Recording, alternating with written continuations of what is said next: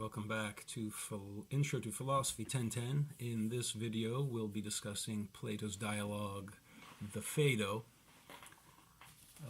You might hear me accidentally call it Phaedo. I've been told to pronounce this different ways by different professors, and so they overlap sometimes. So it's Plato writing a dialogue about his now deceased teacher, Socrates. This is the dialogue that recalls the day Socrates was executed by the city-state of Athens. He was given hemlock to drink, poison, and he had been formally charged with the crimes of corrupting the youth and believing in gods of his own invention instead of the gods recognized by the state. And he defended himself against those charges. In an earlier dialogue, the Apology, that recalls his defense before the assembly of Athens. And during his defense, he recalled an event where one of his friends had asked the oracle at Delphi, so a temple at this place, Delphi, dedicated to the god Apollo and Dionysus. There was an oracle in there, a young woman. She would go into a trance when asked questions by the priest. The priest would interpret the question and give you your answer to your question. So Socrates' friend asked, "Is there anyone wiser than Socrates?" And the oracle replied, "No, there is no one wiser." So Socrates thought the oracle, who speaks on behalf of the god Apollo, is wrong, because I know that I'm not wise. So he explained he set out about trying to find someone wiser than himself in the streets of Athens. And he spent most of his time doing that rather than working very hard, which made his wife Xanthippe angry with him. She used to throw stones at him when he'd return home after days of philosophizing in the streets. So after a while, Socrates realized that, in fact, the god wasn't wrong, and Socrates was the wisest person in Athens, because at least he knew he was not wise, whereas everyone else that he ran into assumed that they were wise. And the more famous and wealthy and important position they had in society, it seemed to Socrates, the more they thought they knew and the less they actually did. The people who actually knew something, he came to the conclusion, were craftsmen, carpenters, people who worked with their hands, stonemasons. They actually knew what they were doing. They had some practical knowledge. But people like the senators that Socrates would run into, he exposed them in front of, eventually young men started following Socrates around to watch the fun as he interrogated people about wisdom, and that did not endear the powerful people to Socrates. That's part of the reason that he was eventually executed. So he explained, far from not believing in the gods recognized by the state, I've spent my whole life serving the god Apollo, trying to show people that they should care for their soul and not for their material bodies. And so now going back to the dialogue, the Phaedo, he is awaiting his execution at the end of the day.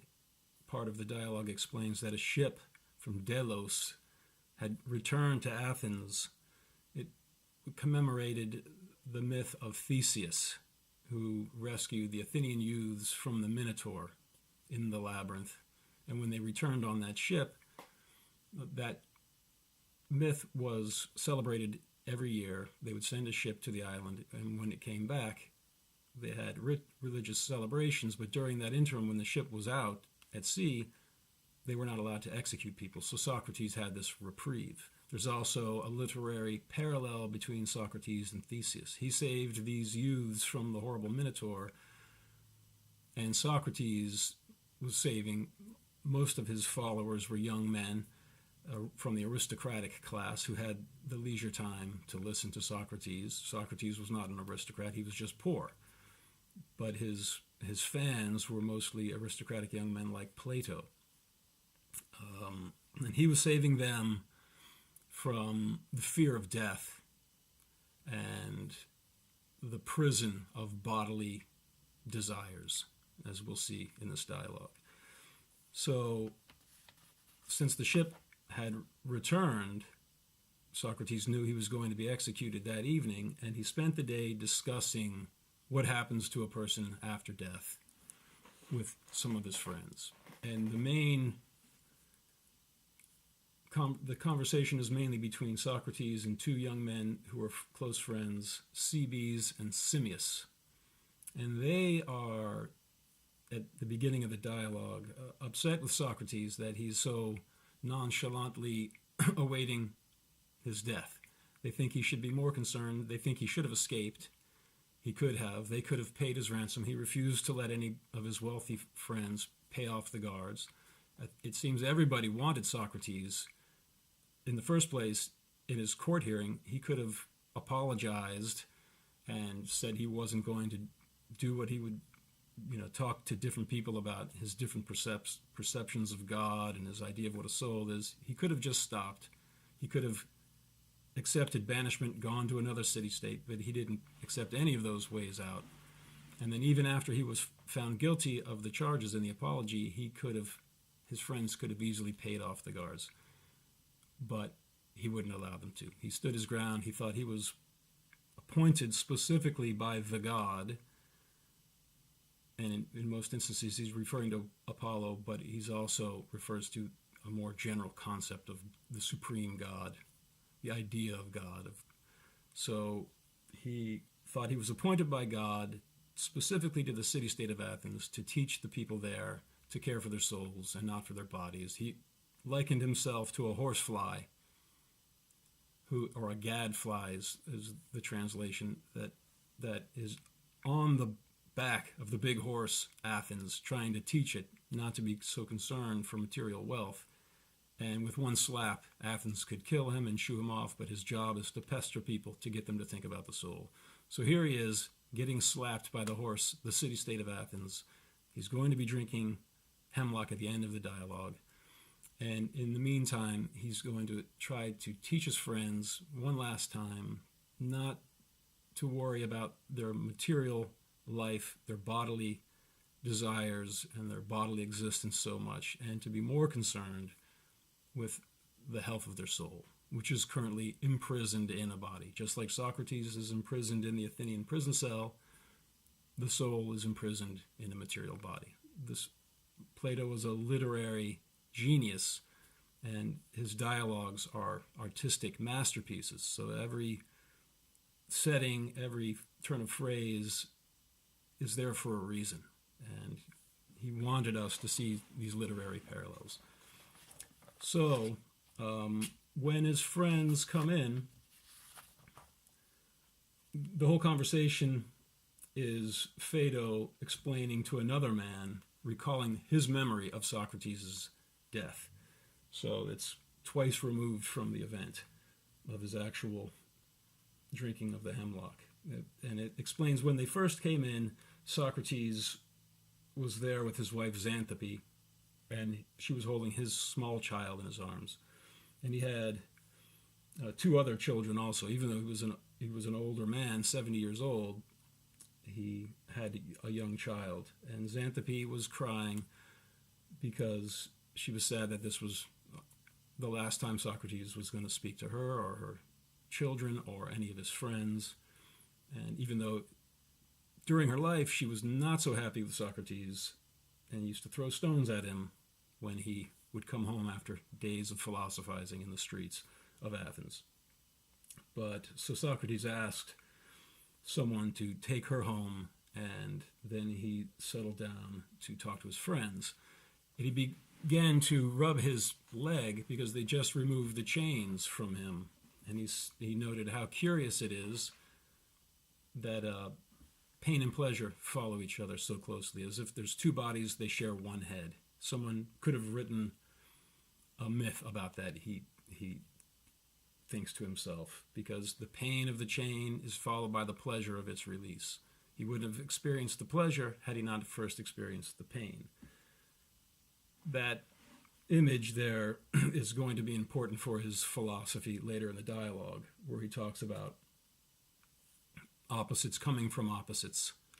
It's important to note that here at the very beginning, he says they share a single head. So even though things are completely opposite, they're also united in an ultimate sense. Then he's asked, C.B. says that a poet, Evenus, I believe that's how it's pronounced, asked Cebes to ask Socrates a question, that he heard that Socrates was composing music to some of Aesop's fables.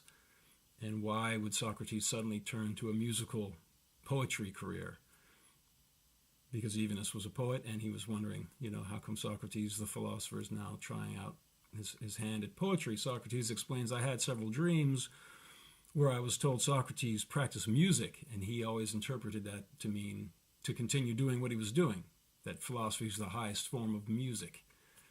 And that when the dream was saying practice music, it was like someone saying run to somebody who's already running. But then while he was in prison, he figured, well, maybe the dream meant music in a more literal sense, so he started to write some simple songs.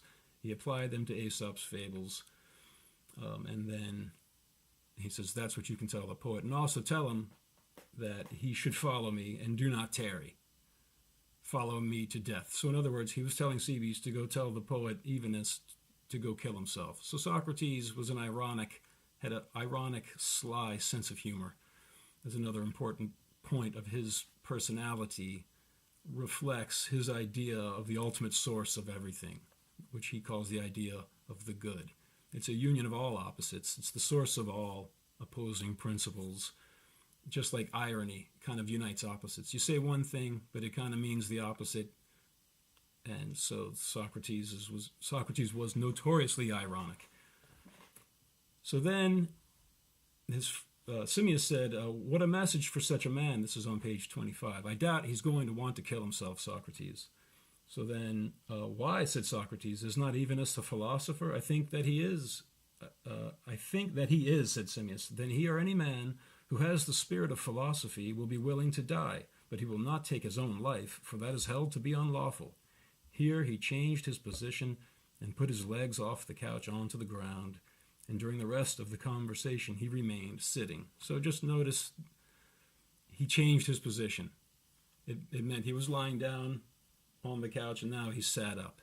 But he also changed his philosophical position. Now he's saying, don't kill yourself. That would be against the law. But anybody who's a philosopher should be willing to die. And he'll explain why philosophers should be willing to die and why it is immoral to kill yourself. So philosophers should be willing to die, in a nutshell, because they spend their whole life practicing for death. And because the definition of death is a separation of the soul from the body. And philosophers, as much as they can, says Socrates, try to focus on knowledge and the soul and try to run away as much as possible from their bodily desires, which distract them from knowledge of the soul and knowledge of the eternal ideas which are imprinted on the soul. And I'll get into that fundamental philosophy of Plato's theory of eternal forms of knowledge, or eternal ideas. As we progress, we'll be referring back to that again and again. So Socrates says if you spend your whole life trying to withdraw from the body, and if death is simply the soul leaving the body, then a philosopher would be foolish to fear that which he has been attempting to achieve his whole life. He says because all of his students were young, not all young men, but they were all men, although he did have a woman teacher, the priestess Diotima. So at any rate, then the point about it being immoral to kill yourself, we are like the slaves of the gods. And he uses the word God and gods. He uses both terms. And what the Greeks meant by that word, there's debate about that. But a lot of people said, they didn't mean one absolute supreme God like monotheism in the religions based on Abraham. But on the other hand, the religions, at least Christianity and Islam, the early Christian and Islamic theologians and a lot of Jewish theologians also were heavily influenced by Plato and his theory of the idea of the good. But that's another topic. So it is it would be unlawful if you had, to run away. If you were a slave and you had a master, it would be unlawful for you to try to escape. You're the property of somebody else. It's another point, historical context that's important here. In these ancient Greek city-states, they had a lot of slaves because they would fight each other, and whoever you didn't kill in battle, now you own that person. And so there was a lot of slaves, although it wasn't like the kind of slavery in the United States of America. It wasn't based on race, and the slaves weren't considered non-human, which is the only way they could justify slavery in the United States. The slaves were considered human. They were just considered unfortunate that they didn't win the battles and that their children had to be born into slavery. Sometimes the slaves were more educated than their masters, and they would be hired as tutors. So if we are the slaves of the gods, then we have no right to kill ourselves. And we, furthermore, can't have better masters than the gods. So why would we run away from such excellent masters like the gods? It would be wrong to kill yourself, just like it would be wrong to kill yourself if you were a soldier on a battlefield. You fight to the death unless you're told by your higher authorities that you're supposed to leave. That's why Socrates refused to escape his death sentence. He said, I was appointed to this city-state by the god, and so I'll stay here until I'm relieved. And since I haven't been relieved, here I'll die. So then he says, all right, let's just try to calm your fears about death, and I'll try to explain to you why I have a good hope that in the afterlife, that there is an afterlife, and not only is there an afterlife where I'll meet God or the gods, but also it's very likely, though I'm not so sure about this point, that I'll meet other souls who have died and gone to this other spiritual world. And so let's just talk about that. There's no better way to spend my last day than discussing this topic. So he comes up. I'm going to skip now to the discussion questions, because as this dialogue progresses, we can keep in mind the discussion questions, which are the exam questions. And on page 69, the discussion question 1, which of the arguments in favor of a separable, immortal soul do you find most convincing? Why? Explain. So there's 3 basic arguments that Socrates presents for why people should believe that the self is fundamentally a soul that's separate from the body, and it never dies.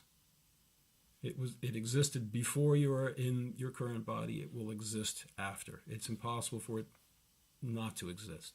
It's an eternal, reincarnating soul. So he gives 3 basic arguments, and you're supposed to choose which of them do you find most convincing. If you don't find any of them convincing, and if that happens to be one of the options on the exam, then just don't answer it, because you wouldn't have anything to write. You'll have other options. So the first argument is that opposites come from opposites. It's a very simple, straightforward argument. Anything that you experience came from its opposite. It's daytime now, day came from night, night comes from day. If you're stronger, you were formerly weaker, so strength comes from weakness. If you're weaker, you were formerly stronger, so weakness comes from strength. And he goes through other examples, and then he says, okay, so we know death comes from life. Living things die. And if opposites come from opposites, then from death must come life. And so he introduces, there's one of his arguments for the separate immortal soul. The next argument is knowledge is recollection. This is where we're going to get into the theory of eternal ideas, which is his favorite theory. If you look on page 35, about the bottom quarter of the page, CB's added, your favorite doctrine, Socrates, that knowledge is simply recollection, if true, also necessarily implies a previous time in which we have learned that which we now recollect. So the first argument for the soul, opposites come from opposites, death comes from life, so life must come from death. If you're born from a body that has died. The second doctrine, knowledge is recollection, also implies you must have existed before you were in this body, or otherwise how could you be remembering the things you appear to be learning? And the knowledge of recollection is Socrates' favorite proof for the soul. So according to Socrates, we're all eternal souls imprinted with eternal forms of knowledge. We forget these forms of knowledge when we're born, and then after we're born, through empirical sense observations, sights and sounds and tastes and experiences of life, we gradually remember these eternal forms of knowledge. Even though we might not know that's what's going on, he says that is what's going on. And his first example is the idea of equality, the absolute idea of equality. The essence of what equality really is. You can't see this essence. You've never seen two things that are perfectly equal. Identical twins have small differences. Two bricks made by the same factory, no two of them are exactly the same. There's at least some differences at the atomic level, if nowhere else. So there are no two material objects that are absolutely equal. So if we've never experienced absolute equality, perfect equality in our lives in the material world, how is it that when we see two things that are almost equal, we know that, oh, they're almost perfectly equal? Where did this concept of perfect equality even come from? Socrates says it's an eternal form of knowledge, an eternal idea. You're born with it. And the material observation of things that are almost equal or things that aren't equal makes you remember this standard by which you judge whether something is equal or not. You can relate this also to the idea of absolute justice. And an example I have given in this class before is if you give two children two slices of cake and one of the children gets a noticeably bigger slice, then the other child will recognize that's not equal, and furthermore, that's not just. How did a little child understand the concepts of absolute equality and absolute justice? If you put in front of two dogs one piece of cake that's noticeably bigger, and you give the other dog a smaller piece of cake, the two dogs are not going to comment on the relative size of the cake, or about how unjust it is that the one got more and the one got less.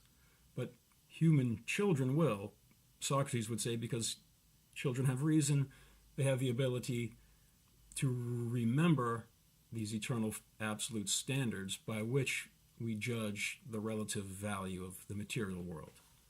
So I know that's a little complicated, but as we repeat his basic philosophy, which we will throughout this class, because Plato's the foundational philosopher in the Western world, in the same way that the Hindu texts are the foundational philosophical texts of the Eastern world, and they're very similar. That is going to be the next discussion question. But continuing on Socrates' three proofs for the existence of an eternal, immortal soul, the next one is the argument of analogy, that the soul is more like these absolute ideas which are imprinted on the soul. They're invisible, so is the soul. And if they're a lot like these absolute ideas, they're probably also eternal, like the absolute ideas. The idea of absolute equality is never created. It's an eternal form of knowledge. And to the degree that the soul is like these absolute essences of things, it's also probably eternal. That's his third argument. In my opinion, it seems to be the weaker of the three. It depends on the validity of the previous two. And Socrates himself admits these arguments have holes. You can find flaws with them, but this is the process, what he calls dialectic, a conversation between two people. If the assumption is each soul has eternal forms of knowledge imprinted on it, then through conversation, two people or more can help each other remember these eternal forms, and that the natural progress of this conversation will reveal, or at least zero in on, an idea to be perceived. One person says one thing, another contradicts what that person says. That person finds a flaw with that, and through working it out in this conversation, the hope is that you can enkindle a memory of the absolute forms of knowledge imprinted on the soul. If on page 39, the bottom quarter of the page, Socrates says, "Then may we not say, Simmias, that if, as we are always repeating, there is an absolute beauty and goodness and an absolute essence of all things, and if to this which is now discovered to have existed in our former state we refer all our sensations, and with this compare them, finding these ideas to be pre-existent and our inborn possession, then our souls must have had a prior existence, but if not, there would be no force in the argument."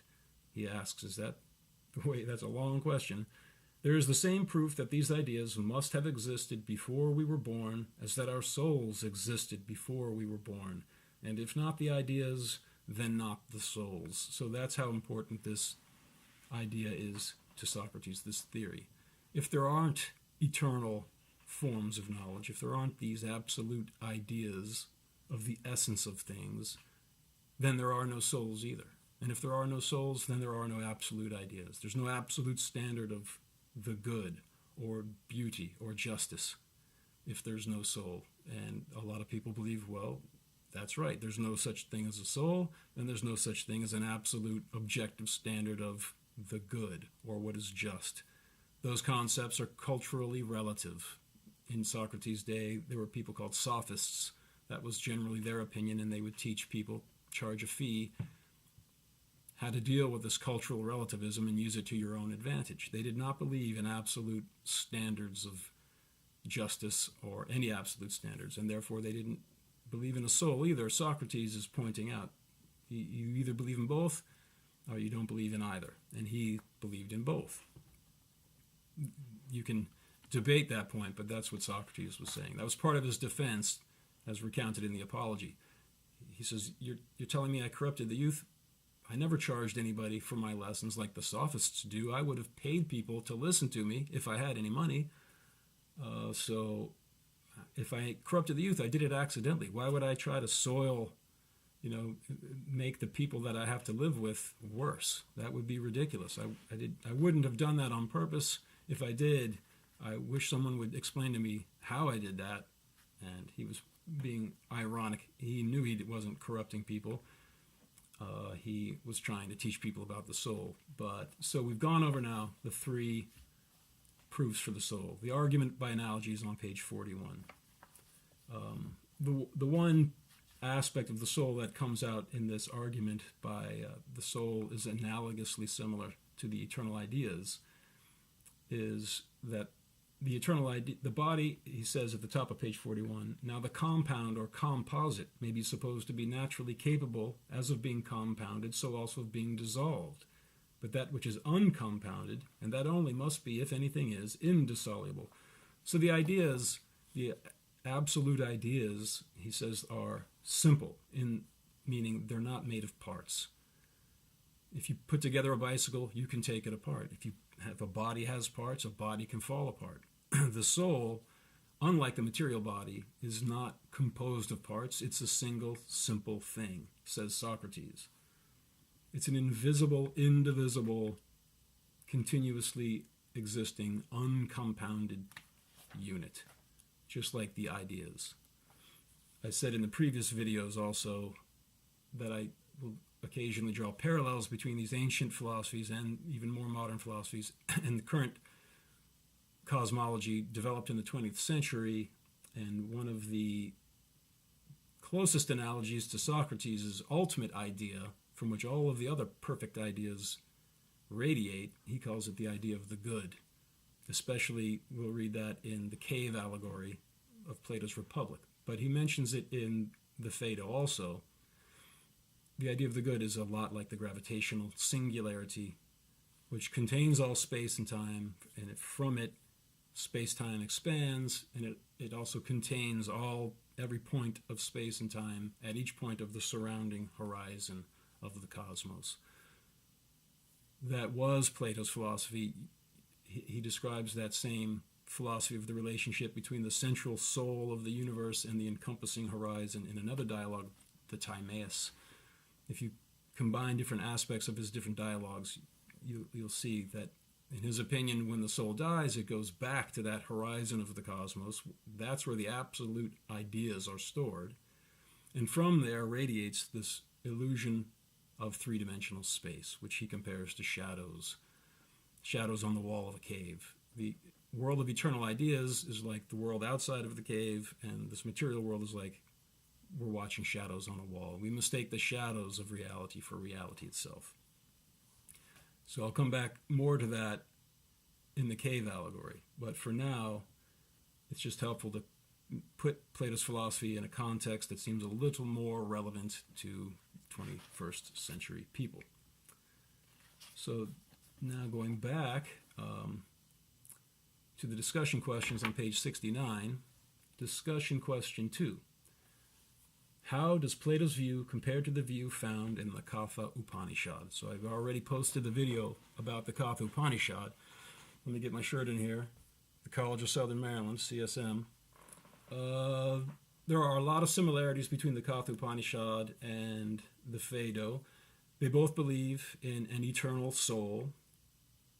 They both believe in reincarnation and the need to escape the cycle of reincarnation by purifying the soul from bodily desire.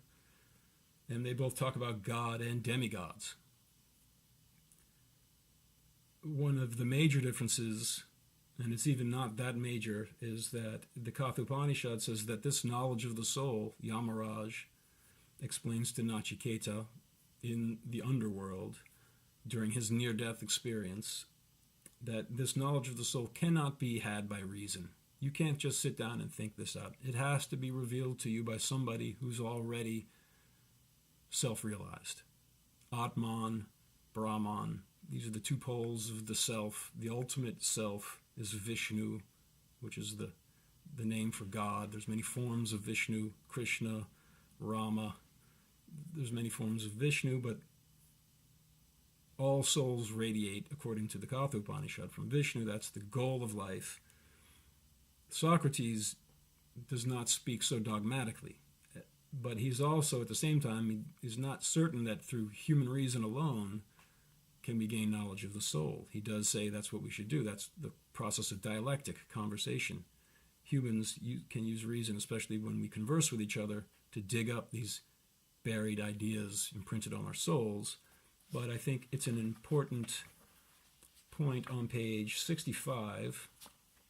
Socrates says, in the middle of the page, "Yes, Simmias," replied Socrates, "that is well said. And I may add that first principles," that's another word for these eternal ideas, "even if they appear certain, should be carefully considered, and when they are satisfactorily ascertained, then with a sort of hesitating confidence in human reason, you may, I think, follow the course of the argument, and if that be plain and clear, there will be no need for any further inquiry." So a hesitating confidence in human reason. Socrates is not saying human reason is all you need to gain knowledge of the soul. He's saying you should have confidence in human reason, but a hesitant confidence. And the way he constantly refers to God and the gods, if you see at the bottom of page 64, he talks about God, and then right up at the top of page 65, he's talking about gods. So I'll just read that. The bottom of page 64, "Yes," replied Socrates, "and yet all men will agree that God and the essential form of life and the immortal in general will never perish." "Yes, all men," he said, "that is true. And what is more, gods, if I am not mistaken, as well as men." So sometimes they talk about God. In this translation, it's a capital G-O-D, and then sometimes the gods, it's a small G-O-D-S. Socrates seems to believe there are demigods, but they emanate from the idea of God, which he also calls the idea of the good, the ultimate source and organizing principle of everything else, that organizes everything in the best possible way.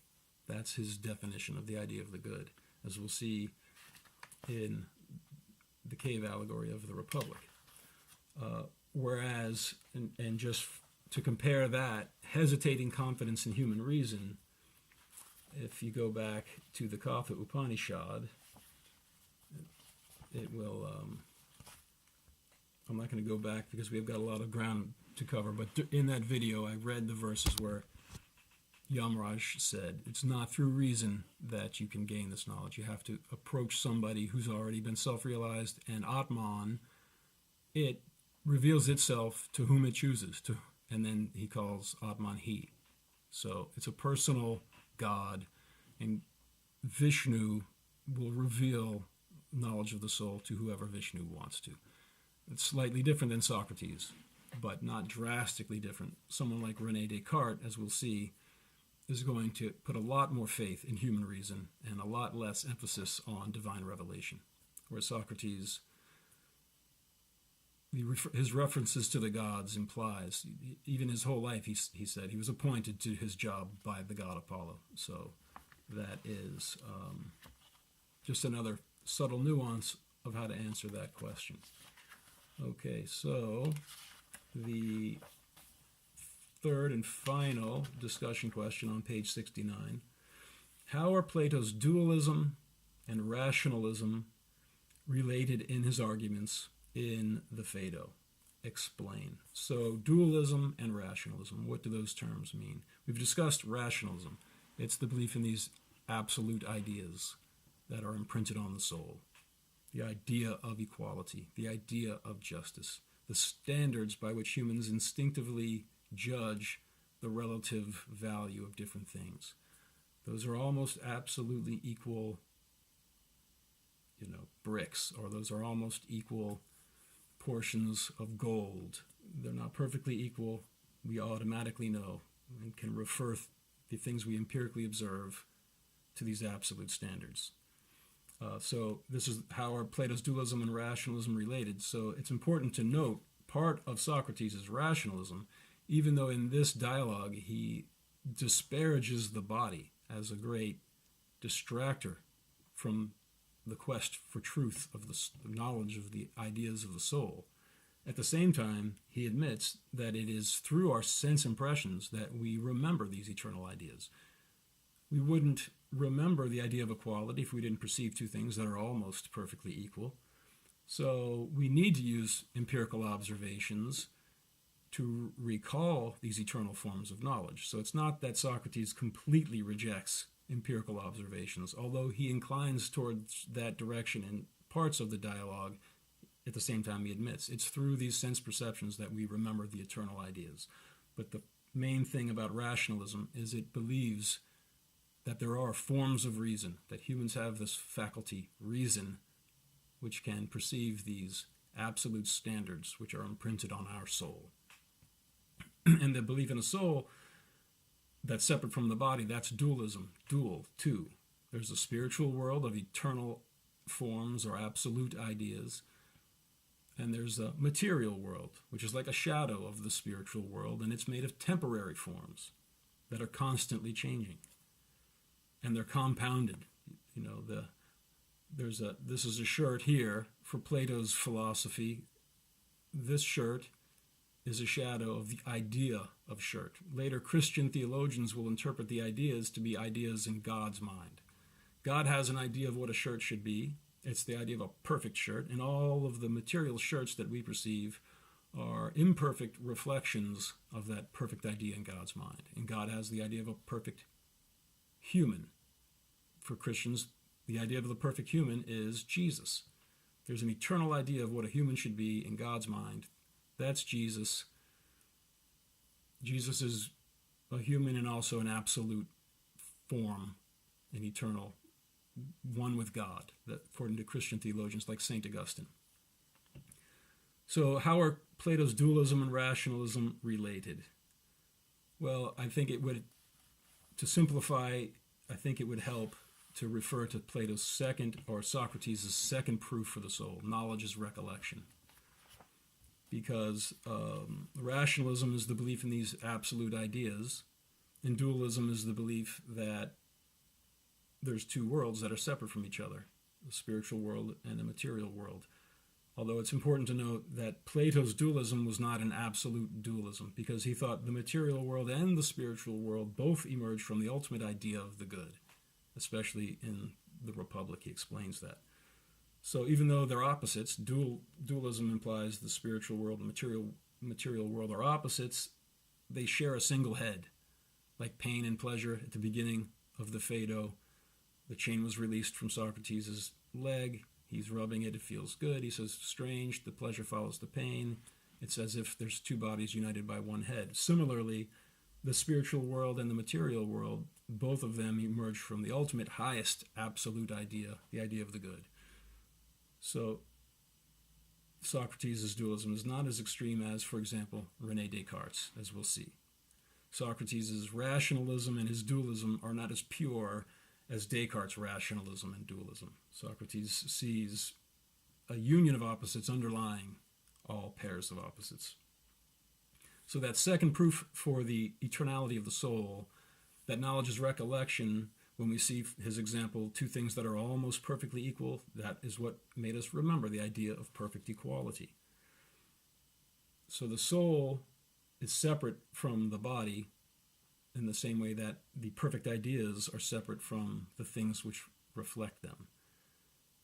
And yet they're all, the things that reflect the perfect idea of equality are like shadows of that absolute idea. So that's how Plato's dualism and rationalism are related. Also, his dualism is related by the fact that he says you need to have sense perceptions to help you recall the eternal forms, the absolute ideas. If you look on page 38, there was a long dialogue, and in the syllabus I said to skip pages, I believe it was 48 through 58, because it was about the soul as a harmony. It was a very long argument, and it was such a long dialogue, I didn't want to make it too difficult, so that information, I won't hold you accountable for that when I'm grading the exams if you choose any of these questions from Plato's The Phaedo. But on page 38, it's a good, if you look up at the top of page 38, Socrates says, and we recognize also that this absolute equality has only been known and can only be known through the medium of sight or touch, or of some other of the senses, which are all alike in this respect. Yes, Socrates, as far as the argument is concerned, one of them is the same as the other. From the senses, then, is derived the knowledge that all sensible things aim at an absolute equality, of which they fall short? Yes. So that's another way that Socrates' dualism and rationalism are related. His dualism, there's a material world, which is a shadow of the spiritual world, his rationalism. The material world helps us remember the absolute world, because it's through these sense perceptions that we remember the eternal ideas that are imprinted on our soul that we forgot at birth. And I want to say one last thing before I end this video, and it's about Socrates' concept of the good. I said not to read pages 48 to 58, and that is fine, but it actually helps to understand Plato's idea of the good if you look all the way to the bottom of page 56, the very last sentence, and some of page 57, but the essential point is reaffirmed on the top of page 58, which is why I cut it there. But I'm going to go back to page 56 at the bottom. So Socrates is discussing about, he's recalling the different people that he listened to when he was younger, trying to learn about absolute truth. And here's one of the people he listened to. He says, then I heard someone reading, as he said, from a book of Anaxagoras, that mind was the disposer and cause of all. And I was delighted at this notion, which appeared quite admirable. And I said to myself, if mind is the disposer, mind will dispose all for the best, and put each particular in the best place. And I argued that if any one desired to find out the cause of the generation or destruction or existence of anything, he must find out what state of being or doing or suffering was best for that thing. And therefore a man had only to consider the best for himself and others, and then he would also know the worse, since the same science comprehended both. And I rejoiced to think that I had found in Anaxagoras a teacher of the causes of existence such as I desired.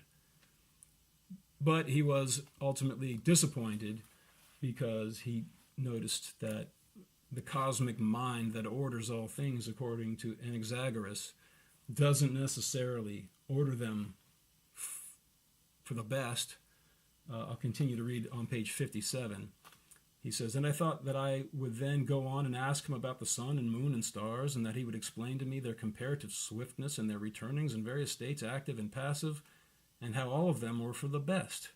For I could not imagine that when he spoke of mind as the disposer of them, he would give any other account of their being as they are, except that this was best. And I thought then that when he had explained to me in detail the cause of each and the cause of all, he would go on to explain to me what was best for each and what was good for all.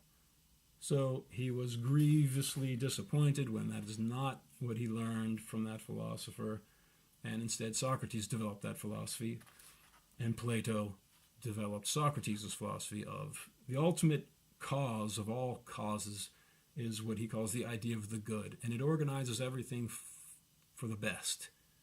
If there's a cosmic mind that gives order to the universe, then, according to Socrates, that mind must know what's the best arrangement for everything, so everything must be arranged to work out for the best. So all you have to do is find out what the best thing is for each particular object or person or animal to be, and you'll learn about the nature of the ultimate cause of being, which he calls the idea of the good. And he says, but people don't discuss that form of causation. In technical terms, what Socrates is describing has been referred to as final causation or formative causation. What caused you to listen to this video? You took a class, you or your parents paid tuition, and you're trying to get a degree to better your mind, to help your career. That's what you thought was best for you, and this is what you're doing. That was the cause of you watching this video. But someone else might say, what caused you to watch this video? Oh, chemicals in your brain triggered a desire to do this or that. That would be called material causation. Plato's student Aristotle developed these different notions of causation. And Socrates is complaining that people reject the notion of final cause. What's the final goal that you're trying to achieve? Because if you don't believe there's a cosmic mind that's organizing the universe, then you could believe things just happen accidentally. There's a bunch of material atoms randomly combining, and all of the apparent order you see in the universe is a result of chance. That is what Lucretius will teach later in the book. Socrates rejected that philosophy, and he thought, no, things are organized by a cosmic mind, and it organizes everything for the best. Everything is, the planets are where they are, and they act the way they act, because that's the best way that they could possibly act. And if you can know the idea of the good that the universal ordering principle has in mind, then you'll know the ultimate cause of everything. And that's what Socrates was trying. Ultimately, he says, we have this idea of the good in our soul. Each of us emanates from it, and we can have knowledge of it. But we have to remove ourselves as much as possible from the distractions of bodily desires. That's a big parallel with the Katha Upanishad, going back over those discussion questions. We saw in the Katha Upanishad the chariot analogy. The soul is like a passenger in a chariot being driven by the horses. The horses are the sense desires. If you don't control your senses, the horses will wreck the chariot. In Socrates' case, the body's like a prison. He's in prison, and he's executed in the end of the dialogue. And similarly, the soul is in prison. And when Socrates dies, his soul is released from the prison of his body, which is imprisoned in the cell, and in his opinion, he's going back to God and to other great souls who have realized the soul in their life. At the very end of the dialogue, they bring in the hemlock. Socrates drinks it without hesitating. His friends begin to cry. He rebukes them. Didn't we just go over this all day, and yet here you are? Weeping. You think I'm going to die? That was the whole point. I'm not going to die. I'm going to a better place. That's why I'm not worried about it, and you shouldn't worry about it either. And that is where we will end this video on Plato's dialogue, the Phaedo. And the next video will be René Descartes' Discourse on Method.